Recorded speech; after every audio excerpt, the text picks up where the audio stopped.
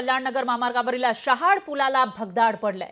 शहाड पुलावरील एक मार्गिका वाहतुकीसाठी त्यामुळे बंद केली आहे। पुलाला भगदाड पडल्याने मोठ्या प्रमाणामध्ये इथे अपघात होण्याची भीती आहे। ही दृश्य आपण बघू शकतोय कशा पद्धतीने हे भगदाड या ठिकाणी पाहायला मिळतं आणि याच्यामध्ये कोणताही चाक जाऊ शकतो, त्यामुळे अपघात होऊ शकतो।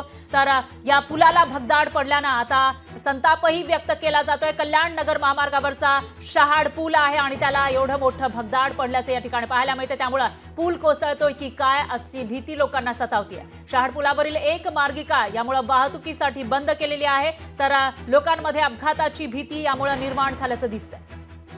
एकीकडे खड्ड्यांचं साम्राज्य आहे, तर दुसरीकडे एक मोठं भगदाड या ठिकाणी पडल्याचं पाहायला मिळतंय।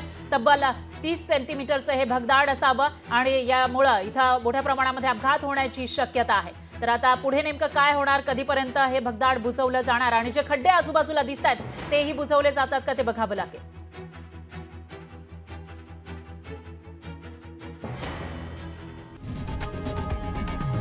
लोकशाही मराठी ऐका, पहा, जागरूक रहा।